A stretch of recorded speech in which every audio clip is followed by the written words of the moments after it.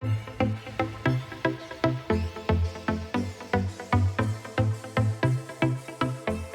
of the most important things Smart. that I heard today, and that last panel really illustrated it with it, is that we see the value and the effectiveness of news, what it brings, the audience it drives. But here's the reality, and this is the one thing I want to get at with this panel, is that spend across nearly all news organizations from an advertising perspective is down. And that's the one thing that I want to try and tackle on this. Why is it down? Why is it hard to spend in, despite what it delivers, despite all the research that we've talked about? I feel like I'm miles away from you guys. Despite that, spend isn't there. So what can we do about that? Why is that the case? And I'm going to start, Gordana, I'm not going to start with you. I'll start with you, Caroline. Tell me, are you spending more or less in news? And why is it such a challenge to spend in? Absolutely. So we are spending less, but there's room for growth. I'm always an area of opportunity person. I think just given the current climate as a brand, it is more of a risk than it's been in the past, and it's something we need to be cognizant of. But I also think we recognize that it is where people are, and so it's definitely a priority, but we need to figure out how do we restabilize based on kind of the current culture we're in. Now, forgive me. You sell sunglasses, right? Okay. I don't want to be like rude here, but where is the risk if you're getting high attention environments, real humans engaging, and we're not just talking about news that is polarizing and the difficult stuff that we listen to. We're talking about local news. You know, I have a situation where I live where we've got to find out if there's bears in the area. You know, we're on these websites all the time. So why is it you sell sunglasses that you think it's risky to sell in those environments? Because there's so much urgent news that while we might have placed in a very safe local news story, something can happen on a dime that our brand is now next to that is not safe for our brand affinity. There's just less control of the environment, and I think we're going to talk about ad tech, where the environment or the problems that come up with that. But it's the volatility that we now see in the news that it was a little bit more predictable in the past. That is where the concern is. How do you know that it's negative to your brand if you're next to a story, say, we talked about Trump before, or something that's bad happening? How do you know that has a negative impact? We don't, but it's not a risk that with our current dollars we're willing to take. When budgets are down in our current macroeconomic climate, any brands here, I think we're all dealing with, this is a really tough budgeting time. It's not a risk that we can take when our budget is already lower than we need it to be to potentially risk that brand sentiment, and whether we know it or not, we'd rather just go where we know it's safe. Okay, so risk is the main factor here. Gordana, you are after quality audiences. News obviously provides that. Is the risk factor also an issue for you? It's a huge issue for us because we spent hundreds of years building brands, reputable brands, meaningful brands, brands that actually, if you think about that, health and hygiene is something that actually adds to everyday living, right? And we believe it shouldn't be the privilege of few to have access to these products and systems. So therefore, in our world, risking something that we build really, really hard for the sake of, a couple of seconds of negative exposure would be massive for us. So it's not just a question of budget. It's very much a question of ensuring that we actually appear in the right brand environment, and it's really important for us. Is it possible to separate the risky stuff from the non-risky stuff? The sunglasses is a good example, so you can be around weather. That's typically on news sites. Is it possible to do that today, or is it, again, just a blanket ban because it could be potentially risky? At the moment, and that's where we are, I think that's the big conversation that we are having, it's not. And because, like our organization, it's all about the scale. We want to engage with the audiences on the scale. Cherry picking the solution is just not something that we have a capabilities or want to do. However, technology that we currently have in place is not evolved enough. It's actually, when you think about the progress innovation in that space, there hasn't been many advances in that space. So in order really to protect us, we had to go the way of what you were just saying, which is, blanket ban.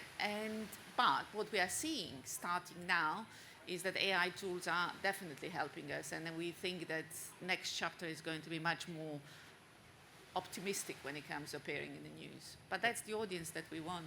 There is no question about it. Okay, slightly unpleasant question, but do you both advertise in social media, user-generated content? Do you both advertise in those environments? Yes, Yeah. but we Is are that- is definitely that- reducing because of the safety concerns. Okay, so is that more risky or less risky than news from a quality publisher? Depends where you are. I think some are definitely riskier than others. It's an area we recognize right now is a risk. Yeah. And it's a place that we, on a case-by-case basis, have to analyze if it's worth the risk or not. It's risk pro and con assessment for any time we're looking at a campaign right now. Okay, Cara, from an agency perspective, what are you seeing from all clients? Like, I don't know if this is true. Maybe you can tell me if it's true. But Google, which obviously resells a lot of inventory, are buying 50% less news content because clients don't desire it. Is that true? Do you know if that's true?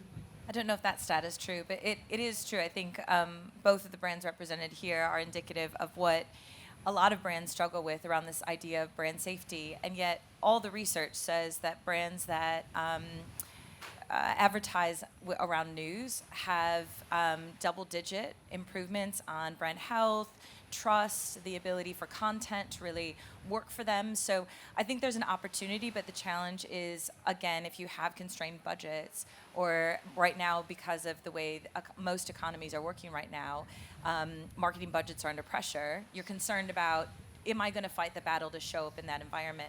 I think it depends on the brand. So we have a really good case study, a brand in the UK called Money Supermarket, which is all about saving money for consumers around their home insurance, their car insurance, that type of thing. And we did a really great interrupting the news to bring you savings. And it worked really well for the brand.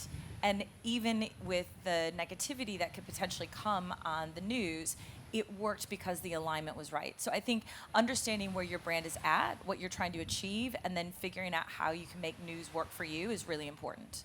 When you pitch news to clients, is it just a tough sell to them? Is it like do you sometimes think, oh, bugger this, I'm not going to bother because it's just going to be too difficult? Like, how difficult is it to sell? It's challenging, but we spend a lot of time at our agency at around understanding nuance, and we think that the difference is the difference. So if you can figure out how to be different within your category, within your sector, and do something that's newsworthy, you'll end up getting earned media and shared media that will amplify your campaign. So it's not just about the dollar spent, but what else can you impact? So for us, news, because of the current perception, if you can do it in a smart and creative way that your brand can be aligned, you can actually get more earned media out of it because people aren't expecting you to be there, because it's considered a risky move at the moment. Okay, so risk is the key factor here. Okay, how does the moral argument work for brands? You know how we go, you need to support news to support society, to support democracy, to support, the fabric of society. Obviously, I'm not talking about Fox News here. I'm talking about reputable publishers. But where does that sit if you're looking at effectiveness, ROI, attribution, moral standards? Is that here? Is that there? Gordana, where does that sit? As in what you should be doing as an advertiser? Well, we have a very strict brand guidelines in terms of where do we appear, and that we're definitely trying not to take a stance. I mean, the reason why we went dark around news last year is because we thought last year was really turbulent year, which is when we had election in. You went completely dark on news during the election. Exactly, because during the election that was the strategy, and we thought, once that's over, we can, and we actually started reintroducing news, and we count on our consumers and customers' intelligence. Not just if you are appearing around the news, which has some negative connotation, doesn't mean that necessarily there is a direct correlation between brand and things. However, the morality part of it, I don't think it's a part, we know exactly what we stand for. The morality is that our brands and our solutions, i.e. health and hygiene, providing people with the products that are going to enhance their life, that's what we want to do. It's not about supporting a political agenda. Caroline, you agree with that? Where does the moral argument sit in terms of the decision-making process? Absolutely agree. I think moral is a word with a lot of different meanings, and the morality means different things to different organizations, different people. And to put a line in the sand of we're making this decision because this is the moral reason we align with, at that point, then our morality needs to be what is our morality of our brand guidelines, our brand needs, and what we are giving for our customers. That's what comes first. Okay, great. For the news publishers there, do not use that as a sales line then. Clearly it will Sorry. not work. Yeah. Cara, I love to blame the big ad tech ecosystem for a lot of things. Are they to blame for premium publishers? Because what we've done is we've harmonized the value of an impression generally within the wider ad tech ecosystem. Do you believe that's a big problem for news publishers? I think it can be a problem. I think we've basically said every impression is equal when we all know that it's not. And that has been done because the measurement shows you that type of thing, and yet we know context is everything. And when you get the right context, your brand can thrive and do much better. So I think that's part of the challenge. I think we've also put a lot of ad tech out and promised benefits. And I say this coming from an analytics and data and product background before my current role. We've said that the tech can do a lot of things that it can't do. So it can do very blunt things like don't show any ads around these types of terms. But many terms can be used in many different contexts, but the ad tech can't understand that difference. So you end up restricting your brand to the most constrained view, and that generally means that you can miss out. So I think there's a pro and con. You can do a lot more now where you can respond in the moment to what's going on in culture, which is absolutely fantastic. I love that about ad tech and digital. But you end up having challenges if you don't understand your brand tolerance, if you don't have your measurement in place to say what works for the brand or doesn't. So I guess the net of it is you have more access to things, but unless you know your brand ethos, your values, and your measurement, you won't be able to take advantage of it. Okay, Caroline, you know a lot about this stuff as well, because I know you have a lot of third-party measurement to sort of attribute to knowing what is happening, and you do it yourself internally. Do you buy that argument that the wider ad tech world has done a disservice to premium publishers? Absolutely. I think it is exactly what she said. It provides blanket statement restrictions, and especially in relation to news, depending on the volatility of the climate we're in, sometimes the term for some of these ad tech properties is block news. News is a very vague term. It then goes into the debate we just had with your prior question of which terms within news, from a moral obligation standpoint, do you feel comfortable with your risk analysis going with or against? I think the ad tech that's available definitely has provided and created restrictions, but it's also until it becomes more granular and until it provides more opportunity to look at different categories within this to say, okay, we're not blocking all news, maybe there's certain terms, but we're still open to certain news publications in which we can go in their fashion and lifestyle, in which we can go in their travel sections. There's still a ton of opportunity, but until that becomes available, it does restrict us as brands, and we recognize that, but there's not really a solution to fix it. I was going to ask, what are you doing about it? Because a big part of this is all of you guys say we want premium audiences.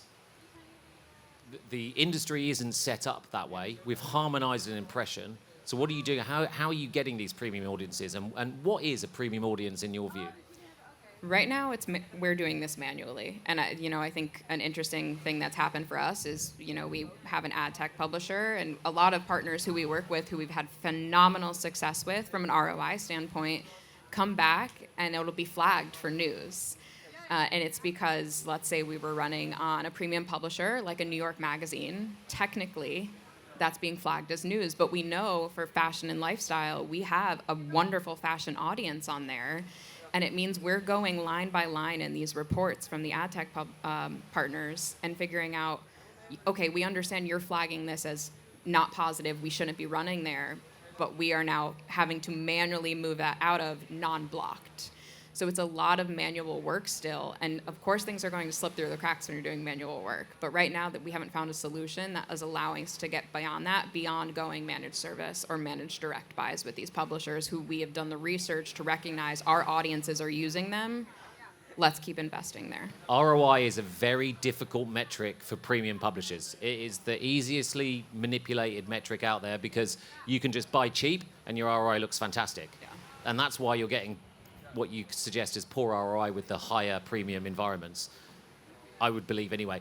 Gordana, how about you? You're all about premium audiences. What's a premium audience in your mind, and how are you navigating this minefield in order to find them? Well, I'm not sure I would say we are all about premium audiences. Again, going back to our, Durexes of this world, Dettol, Vanish, all our brand portfolio, it's about relevant rather than only premium. And that's something that we spend a lot of time trying to understand. So it is about finding the right audiences in the right channels at the right time based on our brands, right? So premium is just one of the filters that we apply for, but it goes way beyond premiumization. So our job and my job as a strategist, I spend a lot of time thinking about those consumers, thinking what they like, what they dislike, their behaviors, what the future trends look like, how do I find them, how do I meaningfully engage with generation of today and the generation of tomorrow. And I think that's the most important thing. I think as a marketeer, it's like finding the spaces and a context to really just connect with them. Okay, Cara, do you believe the last, let's say, 5 to 10 years that clients in general, not these two clients, they wouldn't do this, but we've been guilty as an industry of chasing cheap inventory? Yeah, I think we chase what we can yes measure. Or no? Yes or no? Yes, we have. Okay. I think so. But the reason why I say that is marketing is constantly under pressure from the CFO to show value and to show that it can drive sales. And as soon as last click attribution became something that was accepted, it's the easiest thing to talk to your CFO about because you could show them some tangible metric. And yet we know that brand building over time isn't going to give you an ROI. So it comes down to custom measurement, which is really difficult. It's hard. It's not easy to do. And it takes focus. And you need to have a point of view as a brand about what good looks like to you in the short term and long term and balance those two. Just because the data is available today doesn't mean that it's the right data to focus on. So I think brands have a really tough time in saying, we understand how our brand needs to survive in the long term with our consumers, what context they need to be in, how we measure if it's working or not, and then how do we talk to our CFO about it. So there's the brand ethos that you have, and then there's the CFO real conversations and budget under pressure, and it's balancing those two things. Do you think in order to chase these audiences and know that brands get them, they have to spend a tremendous amount of money on these verification tools that are available across the industry? Quick yes, no. Do you think they work?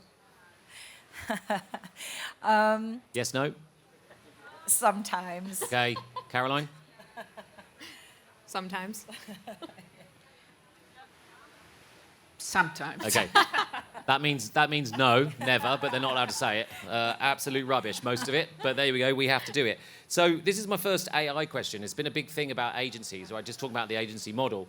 We're going to be able to start automating media plans, apparently. Computers are going to be able to take over.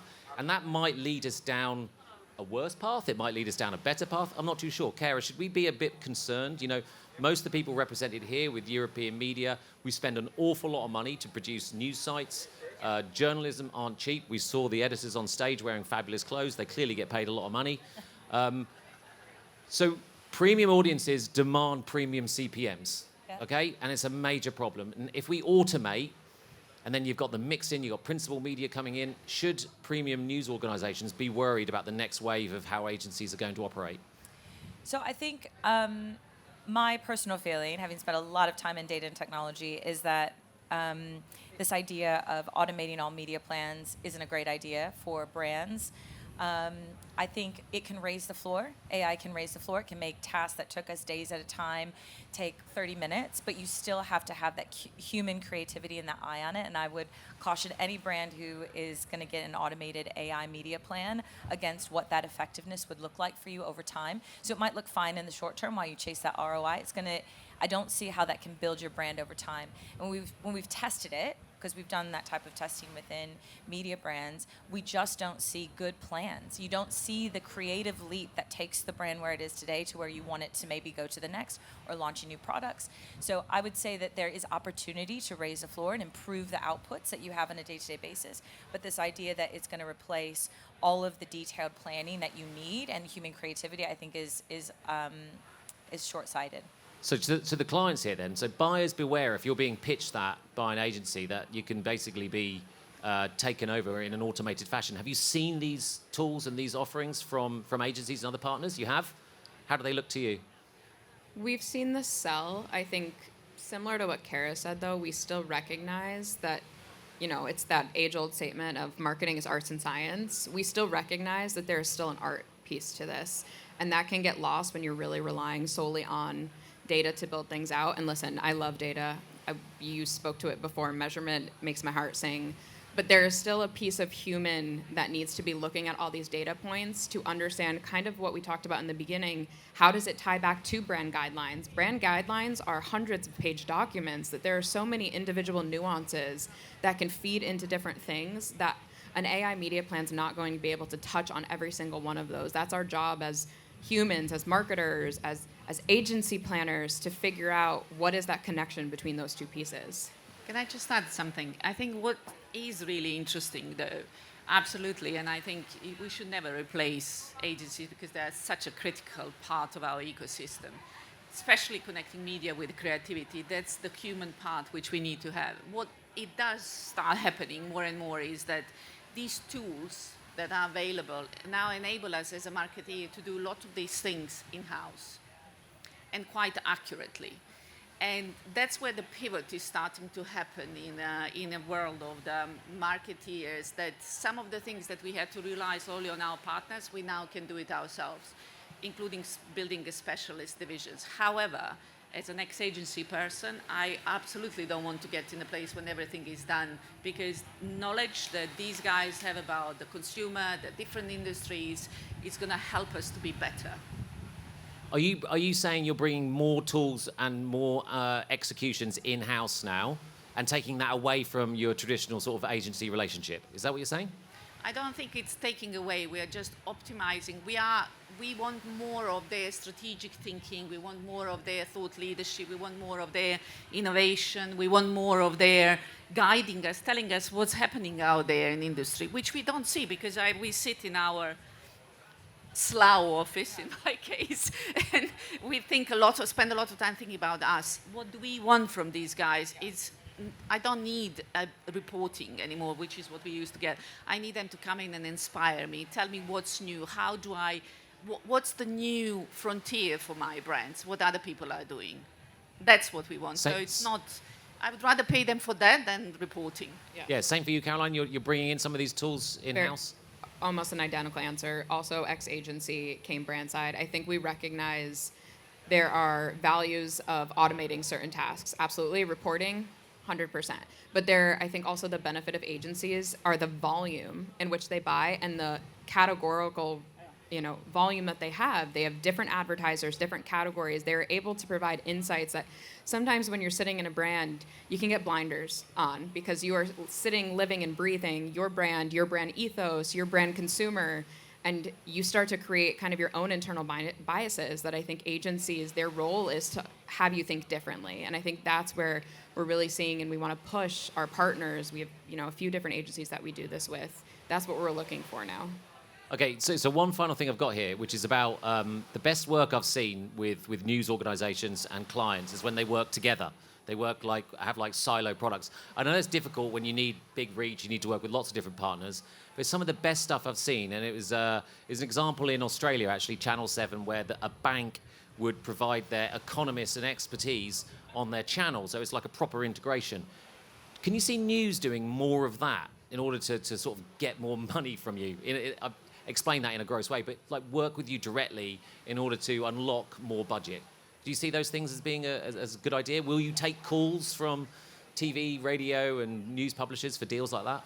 Yeah, we just did something in South Africa very similar to that, where the TV network, the news station came to us, and they're like, listen, weather-based, you're sun-focused, you're having right now a brand relaunch, repositioning. Work with us to come up with what does a morning show look like that we could be integrated in with, or that you could be integrated in with us. I think having those conversations versus historically the conversations have very much lended themselves to we're a premium environment, you should put your banners around us. It doesn't have the same impact anymore. So coming forward with more custom opportunities that really take into account our brand guidelines and our ethos and what we're trying to do is where they will start to potentially kind of revert back to what we were doing before this became such a volatile environment. Can I just add to that? That's such a great point. I think rather than thinking about news equal premium audiences equal, news as channels, it's such a critical thing when we think about audiences is like, from our perspective, because of the product portfolio, seasonality is such a big deal, right? So to your point about weather and cultural calendars, these are the moments that we really cherry pick as a part of our new selections, because you want to, obviously, if you are I don't know, strepsil, like, which is what we are, you really watch that weather forecast and know when the next wave of flu is coming and weather is turning. So that's where we want to be seen, because obviously we have a solution for that. So I think that's the news. That's what we're starting to receive more and more, rather than, as you said, a more blanket approach and really meaningful partnerships, right? That anchoring with a it's not a sponsorship, but it's not even a product placement, but it's a bit more of finding the right fit. Okay. Cara, last point on partnerships? Yeah, so we run these sessions for our clients called Fearless Ideas Forums, where we have the clients, the creative agencies, and the partners come in, and we talk about what does a brand want to do, how do they achieve their objectives, what ideas do those publishers have, and that really creates a trusted relationship so that you have these innovative ideas and you get the brand buy-in right from the front, which makes all the difference in doing really amazing execution that win awards and drive business results. That's a great way to end on it. For the salespeople in the room here, if you're a news brand, 2 ears, 1 mouth, listen to your clients, partnerships, and you'll unlock more budgets. Let's thank my panelists for what has been a very insightful session. Thank you very much.